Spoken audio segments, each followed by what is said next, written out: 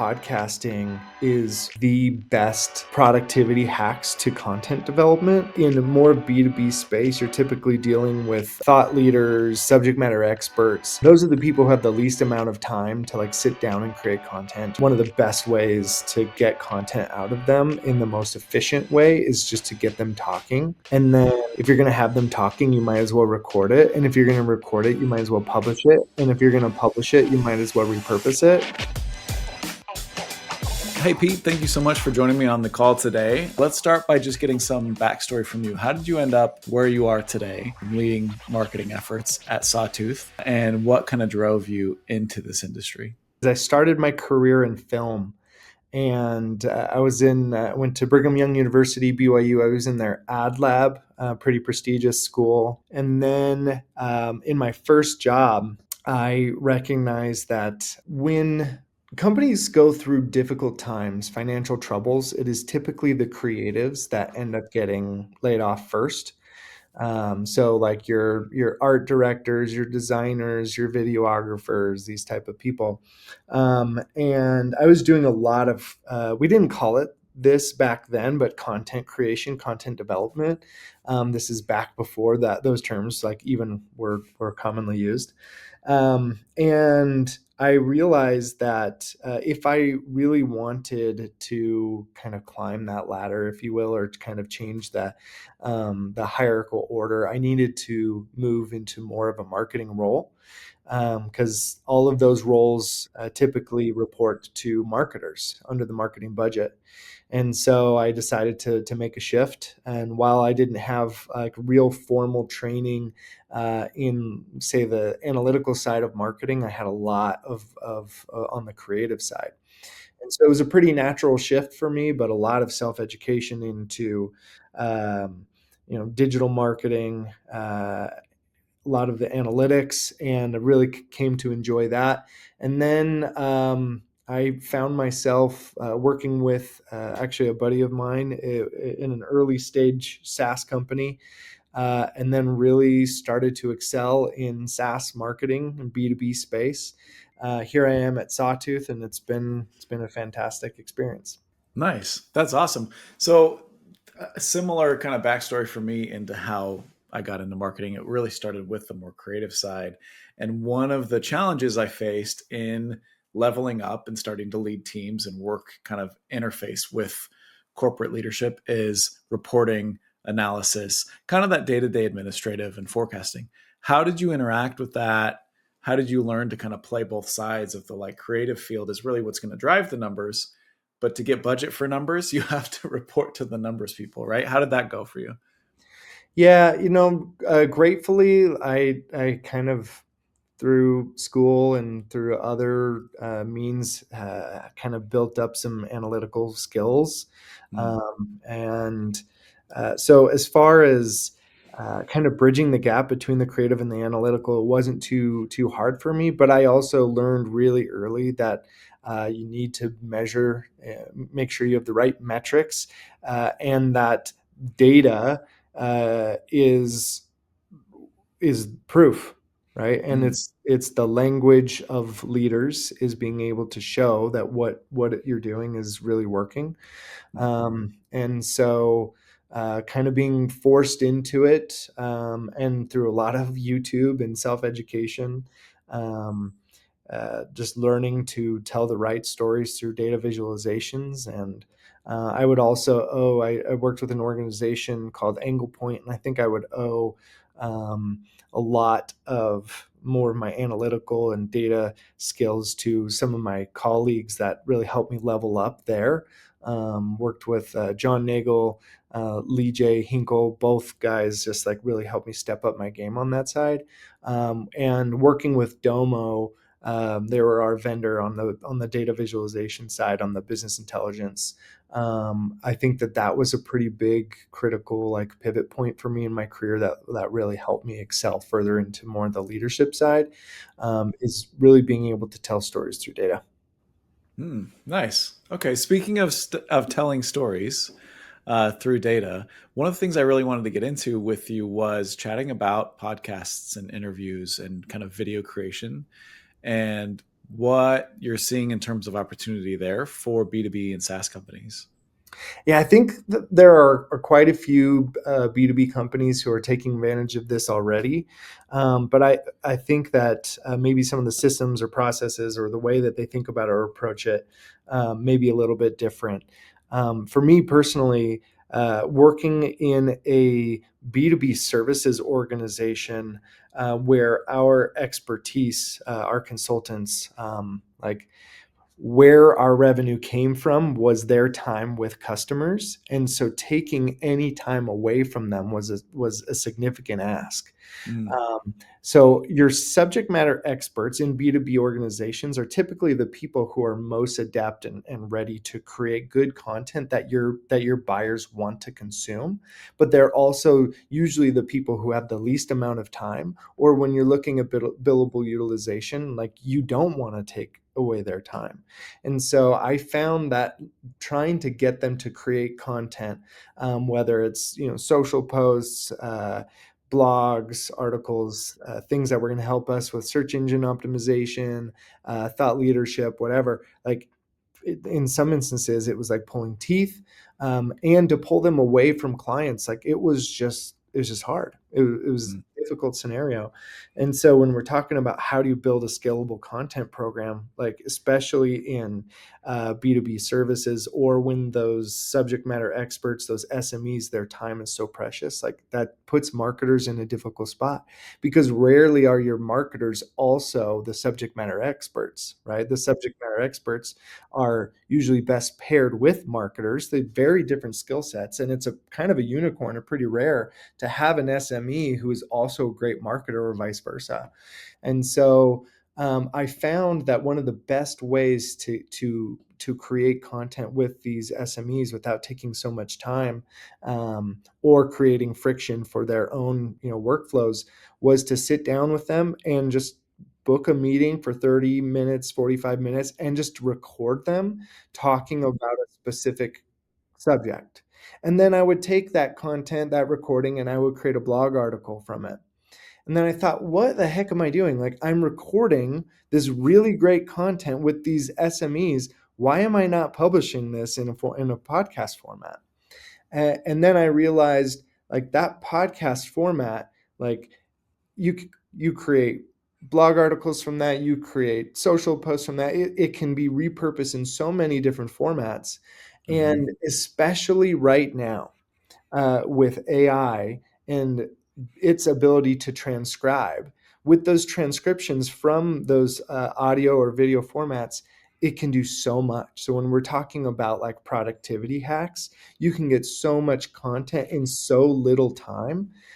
Coming from podcasting, and while I like to use podcasting for more scalable content programs, what I really love it for is for sales development, and for building relationships, because uh, pretty rarely, at least in the B2B space, are a lot of your buyers being asked to be on podcasts. Um, Pretty rare, especially if you're in like a highly technical field.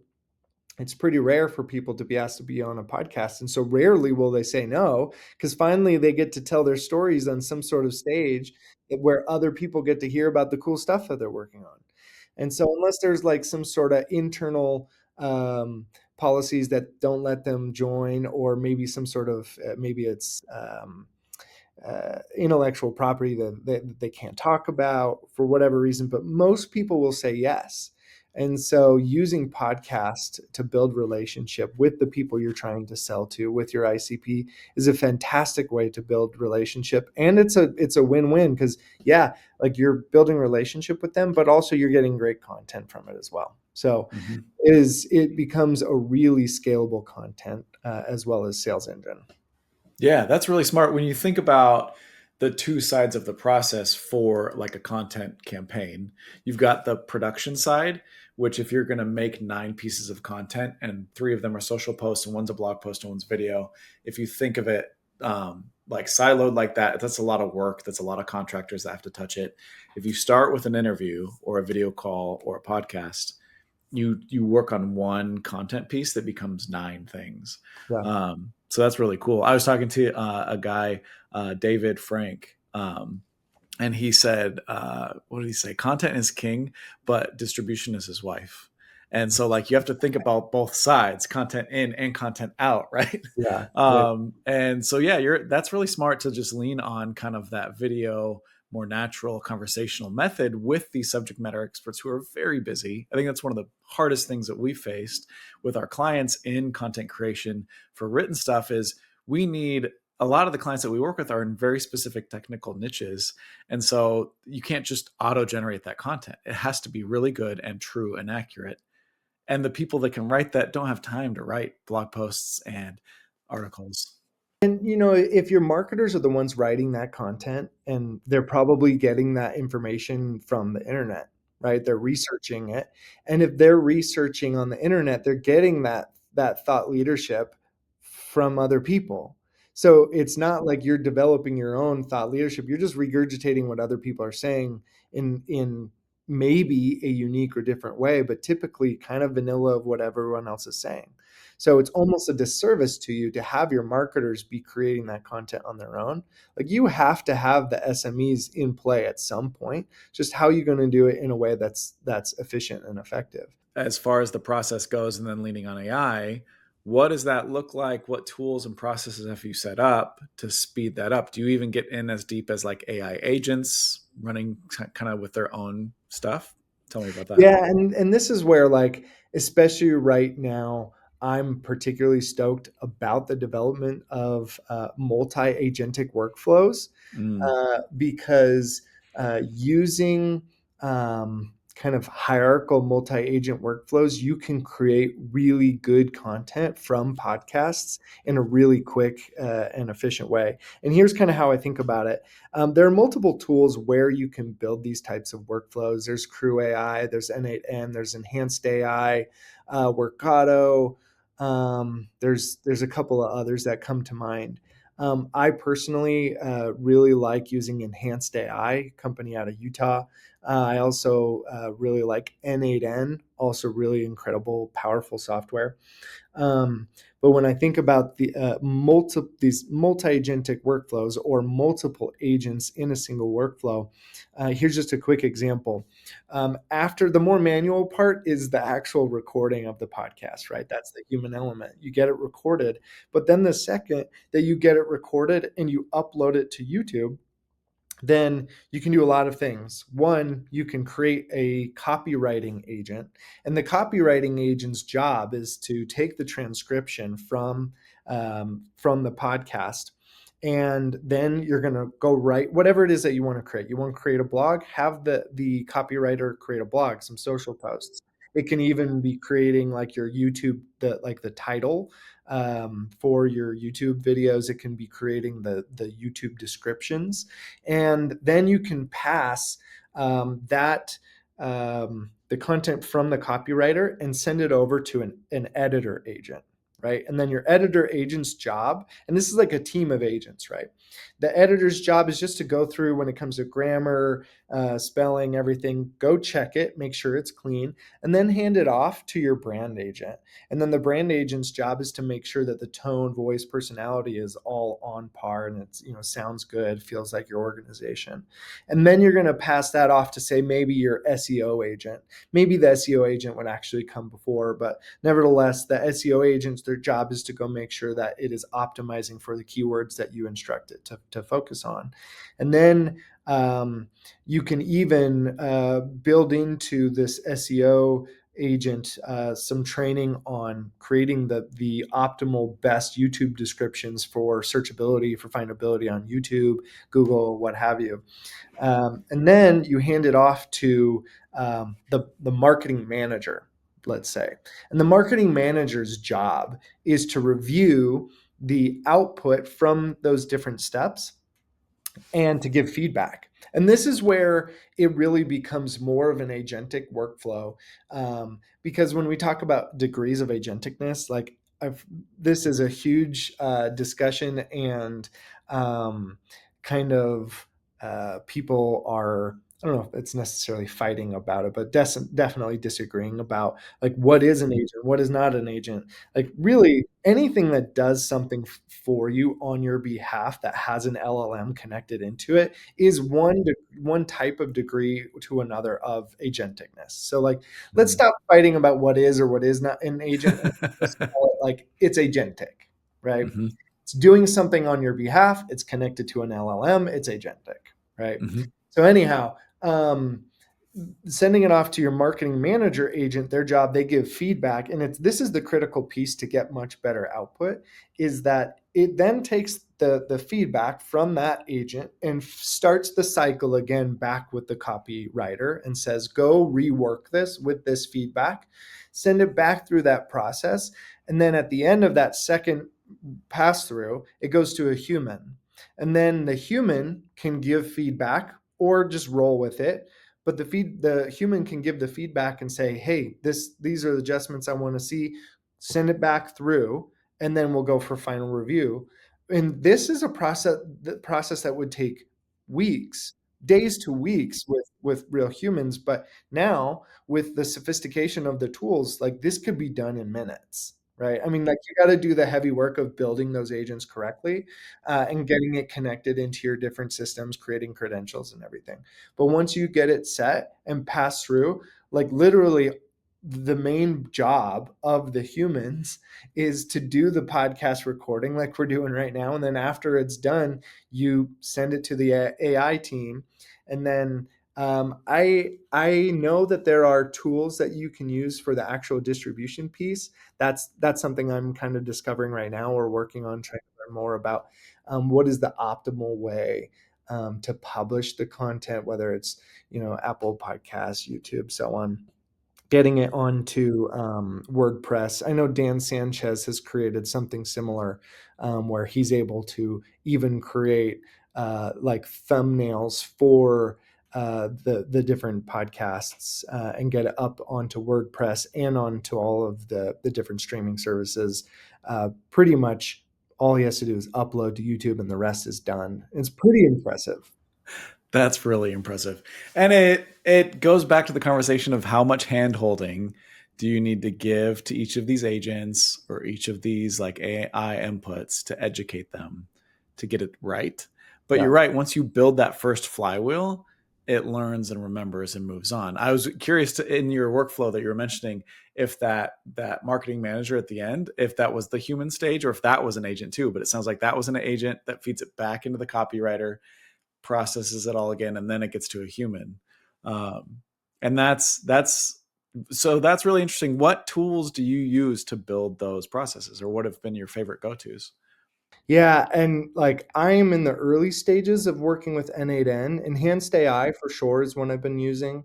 N8N is one that I was recently was turned on to. That I'm exploring that and learning. Nate Herkelman from YouTube. Um, he does some incredible tutorials. Anybody who's wanting to learn about that, I definitely would shout out Nate and like to go check out those videos. Like, in my opinion, and this isn't just for podcasting, this is like all things marketing. Marketers should be like ferociously trying to learn as much as possible about agent development, um, and how to automate a lot of their processes and workflows right now. And N8N is just an incredible tool for it. Mm. Okay, cool. Yeah, I've been seeing a lot about NAN. A lot of my YouTube feed is popping up with people doing walkthroughs on how to set stuff up. So they're doing a good job getting the word out there. Yeah. And as you're describing that process, I'm just picturing kind of the old way, which is still the current way for a lot of people, of like, which of my team members is going to be the editor, the content writer, the Yeah. creator, the social person. And I'm picturing Trello boards, Asana boards, ClickUp boards that take, like you said, weeks, like of handoffs and then back and forths. Yeah. I'm also using Descript. So Descript and I know that this is like debatable. Riverside, Descript. There's a lot of tools that can do this, especially when it comes to the editing process. Um, I don't know how long it will be before AI can like really do a great job of editing on its own, without real human interaction. But what I do know is that the tools available right now enable the humans to focus on the relationship side, the human side of doing the actual recording, the podcasting. Some people are even going as far as like having AI create a script, and then AI, like the AI voices, maybe using 11 Labs or some other option to actually do the recording. Personally, like, to me, that's too much, right? Yep. Like when you remove like real human voices from it, to Hmm. me, it's gone too far. Um, I think that that's the fun part, and the most valuable part is that relationship building. And so, but when you think about being able to build efficiencies like this, it just gives you more time for the best part. You get to spend way more time in the actual recording and meeting with people than you are spending on the post production, the distribution, kind of the more admin stuff that like nobody really wants to do. Right. Yeah. It leaves all of that space then you were spending on the admin stuff for kind of the fingerprint, the human touch. Yep. Um, yeah. Adam Taylor Brown from Cloudminders was saying the same thing. Like, we're getting more and more efficient. We're getting more of our time back because all of these administrative tasks are done. So what do we do with that time? We get to go back to being creative. Yep. And I think at some level, I think language models and these agents will get so good at editing and even creating really clean, complete outputs. But I think they'll be almost sterile. Like, they'll be great, excellent, like top to bottom on paper. They'll put points on the board. It'll be the greatest research paper you've ever read on XYZ, but it will be devoid of that kind of human opinion, maybe even some of the minor mistakes that make Yep. it interesting or funny or silly. Same reason, like, yeah, you can buy ice cream that was made in a factory and is perfect to the ounce of like how much vanilla is inside, but we still go seek out those handmade ice cream shops, right? Because they're just better for some reason. The beer industry, like, you can buy mass produced beer all over the nation that tastes the same here as it does 3,000 miles that way. But we go find those home brewers, those local breweries. Um, there's always going to be that. I think it's then up to us how much we use AI agents and the tools that we have to make excellent stuff with the human stamp on it. It'll be interesting to see Yep. um, how far that goes, especially with video, especially with the interviews, like you're saying. Once the voices are no longer human voices, how much do we lose? How does that stay attractive to human consumers to keep watching? I don't know. Um, yeah, good insights. Have you played it all with Gumloop? I've been seeing a lot about Gumloop and their No, well, interaction I'm with. gonna have to Yeah, check it out. yeah, take a look. I've been watching them come up in the ranks. It's an interesting play on a lot of automation and workflows with AI baked in to make smarter decisions about how those workflows work. So you can basically build and connect anything on there. Yeah, that's awesome, man. Thank you for sharing that. I've got just a few lightning round kind of closing questions. So just shoot from the hip on these. What is one MarTech tool you couldn't live without? Who I'd say right now it's between enhanced AI and N8N. Like those are the tools. There's some tools right now that I am researching that I'm really stoked about, and I know I'm behind the game on this, and a lot of marketers that may listen to this be like, bro, like lost all credibility because you're not even here yet. But Clay, as well as user gems, two software, technologies I'm checking into. May be it's more on the borderline between MarTech and sales tech, but more of go-to-market tech. Definitely looking at Clay and user gems right now. I think that those are going to be pretty critical pieces to our go-to-market strategy. Nice. Okay, full transparency. I have not heard of those, so now I have to go check those out. Oh, I feel a little bit better about myself. Let's see. What about favorite book on marketing, business, or branding? Oh man, the brand gap. If we're talking branding, definitely the brand gap. Business. This is like, how will you measure your life? And Clayton Christensen, fantastic book. I'd also say The Anatomy of Peace. And while it may not sound, and The Speed of Trust, They may not sound like so much business books as it is like personal development type books, but in my opinion, like those are the books that like really like I'd say changed my life, and have had the biggest impact on overall business for me. Um, and then for marketing, um, this one's tough, like because I feel like I pull a lot of good things from different books. I'd say Sangram Vajre, his ABM is B2B. That was a great book. And then I would say Matt Durden wrote a book called Experience Design. That one also like really fantastic book. Both of them I feel like are top of my list. Nice. Those all sound great.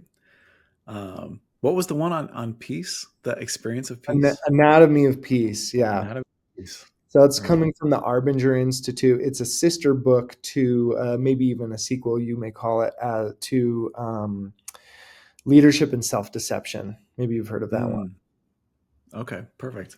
I've got a lot more on my to be read. one. Okay. Great. Let's see. I need more hours in the day to do some more reading. All right. Let's see. Favorite podcast or influencer? Um, Podcast for sure. The ones I'm listening to right now. I listen a lot to Y Combinator's podcast. Just recently started listening to HubSpot's. I don't even remember what it's called. I've got it. I think it's saved. We'll tag it in the comments. Yeah, it's HubSpot's. It's like their leadership team. I really like their podcast. It's really well done. Good material. And then Dan Sanchez has one called the AI Driven Marketer, which is one that I tune into frequently. And for a little bonus, you didn't ask for it, but I'm going to give it anyway. When it comes to newsletters, the AI, actually, I think it's the Rundown AI. I always call it the AI Rundown. I think it's called the Rundown AI. And then the TLDR AI version, both great newsletters. Nice. Those are great. I'm going to add that as a lightning round question. Favorite newsletter? There you go. Okay, so here's a fun one. You can plead the fifth if you don't have a good one off the top of your head. What's one story your team hasn't heard that make their jaws drop when hearing it? It could be business, personal. Oh, the jaws drop when they hear it. I used to be a semi-professional snowboarder. So in my Nice. early days, I was sponsored. I rode around the West Coast, Midwest, competed in slope style and big air competitions. Won a number of golds, and was going to try and make it my career. And then I served a church mission, a mission for the Church of Jesus Christ of Latter-day Saints. Was out in Bolivia for 2 years, came back, and then I went back into training. And I was pretty fresh legs back after a couple of years away. And during training, I overshot a landing by about 30 feet, and I tore my ACL, my MCL, my meniscus disc. And there was just kind of like, no pun intended, after the mission, but kind of like a come to Jesus moment where I just realized like one accident could completely derail my entire career. And while I love snowboarding, I decided to shift. So that's when I went into film Whoa. school. Yeah, but anyway, that's usually one that people are a little surprised about. That's a good jaw dropping story. So, congratulations on those golds, too. That's exciting. Thanks. Yeah, those are some good times. And I still ride a lot. My brother owns a ski resort in Idaho called Soldier Mountain. Incredible resort, and we do a lot of riding up there, a lot of backcountry, and just it's a good time. Nice. That's awesome. Last question then. What is a key marketing insight you knew now or that you know now that you wish you knew 5 years ago? Um, I don't know if it's so much that I didn't know it then as much as I focus on it now. Mm, Um, and I would just say, like, when we build together, we grow together. And that if you are building in silos, if you aren't going to conferences, if you aren't going to networking events, like education and training, learning should be like everybody should put time literally on their calendar every single day for learning and development for L&D. Um, and it sounds kind of stupid, but like if you're not growing, you're slowing, right? Yep.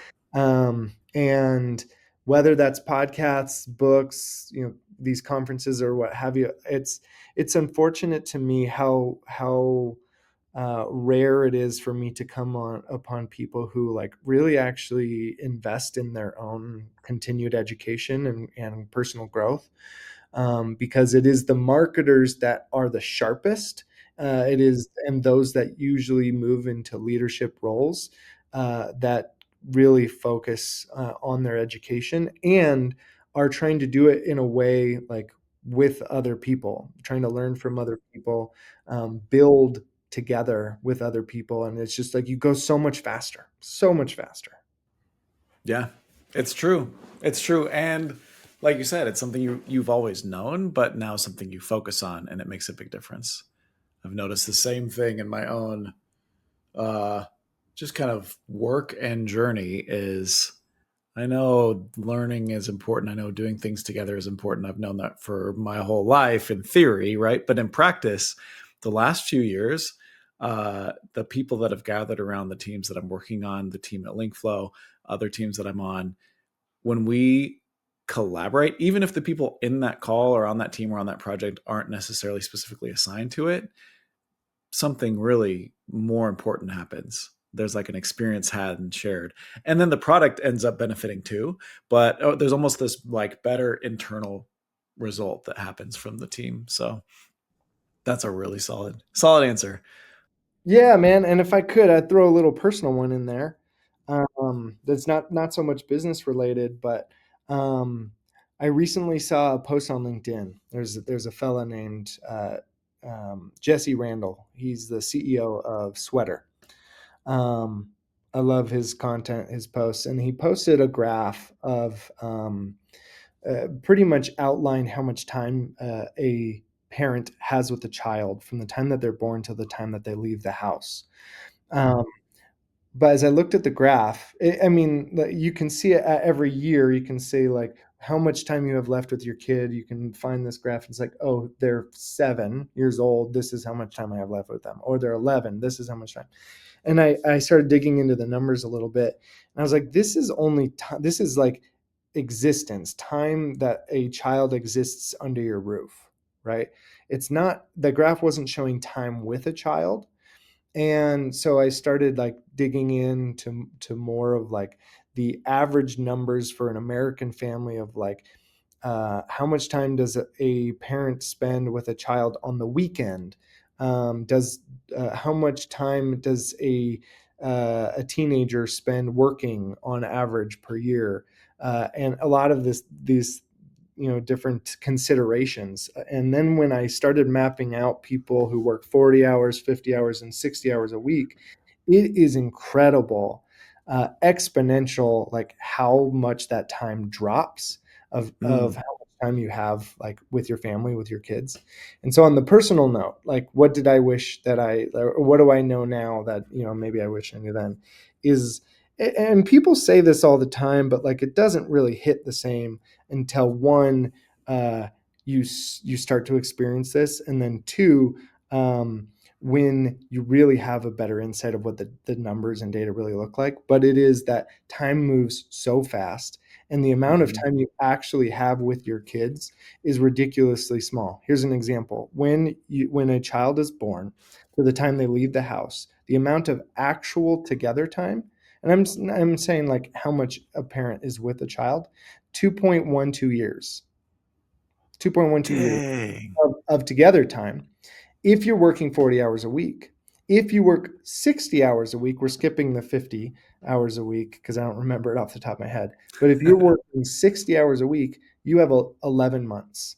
You have 11 months of Oh, together time from a time a child is born until they leave the house. And when you can actually like look at the numbers and see the graphs, like it's a little eye-opening to a point where it's like most of our careers are focused, like we spend the most time on our careers at the same time that our children need the most from us, right? That is when they need the most of us, where their personal development is at such a critical, important time that by the time are on the downslope or a slowdown of our career, our kids don't need us so much anymore. And like the paradox that that creates is like it's heartbreaking, right? Mm-hmm. And that's why you have Yeah. people like Phil Knight and like Larry H. Miller, who at the end of their life, or to, tail end of their career, they look back and they say, "Are my biggest regrets were always that I never spent enough time with my family. I missed the soccer games. I missed the dance recitals." And like, I don't want to be that guy, right? I don't want to be the guy who looks back and says, "I regret not going to more, soccer games and daddy daughter dates and things." Like, did I IPO? Yeah, I IPO'd, but and I've got a ton of money in my bank, but like, do I have real strong relationship with my children? Did I help them become the people that I hope that they become? Right. So little soapbox there, but that's like the big thing for me. That's a big soapbox. And it's stark when you look at the numbers. I think that's the thing Yep. that becomes so dangerous is we're all swimming in the same stream and pace is important and everyone's going in the same direction. And so it feels like, well, I'm working 40, 50, 60 hours a week, just like everybody else, but I've got time on the weekends with my kids. But man, if you work 60 hours a week, you get 11 months of actual time with your kids. Yeah. That stat will haunt me. I've got 4. And when I'll we send had you our the data first, breakdown. dude, send me the data breakdown. We'll share a link in the comments and stuff on LinkedIn when we post this, because that's crazy. And it's important to keep front of mind because it'll help you not prioritize the wrong things. When we had our first kid, my wife's grandpa looked at us, and my wife was still pregnant, so no delivery yet. He looked at us and said, "You've got about 13 summers to hang out with this kid before they don't want to hang out with you anymore." And I was like, that just shrunk my whole life down to just a handful of experiences. Um, Well, it's those experiences, right, that like we cherish the most. If I were to say to you, how much would you sell me your favorite cherished memories for? Like, you'd be like, I'm not going to sell them. Or it would be some extravagant number, so high.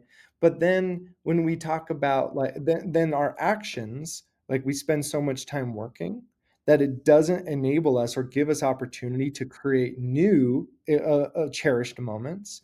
And so we value past cherished moments so highly, but then we sell the future potential cherished moments for so cheap, mhm. right? And Yep. it's like that paradox itself like is also disheartening. Yeah. Yeah. All right. Well, I'm going to go take my kids to lunch then and skip the next few meetings, I I think, hope for the you rest of do, my afternoon. because like I have so much more respect for dad wins and for mom wins than I do for business wins. Like we Yeah. got to work. We have to do it. Yeah. And we get really good at it, right? And the problem is because we work so much, we get so good at it, we're comfortable with it, we feel fulfilled in it. But then when we go home and are struggle with our kids and they're crying and it's hard and like maybe fighting with the kids, we don't feel so good at it, and we don't get the same type of um, like instant feedback loop that helps us feel fulfilled. And so it's easier to work than it is to dad, and it's easier to work than it is to mom. And so that's kind of what we like kind of shrink back into. It's like, oh, I'm going to spend more time working, right? Hmm. And I just like the what really needs to happen is we need to get better at dadding and momming. Hmm. True. So anyway, Truth. business Love it. and personal stuff here. So we're gonna mix it all up. You can't really separate the two. You can pretend to, but it all gets mixed up. True. It was really good to meet you, Pete, and it was very insightful and encouraging. Thank you so much for being on the show.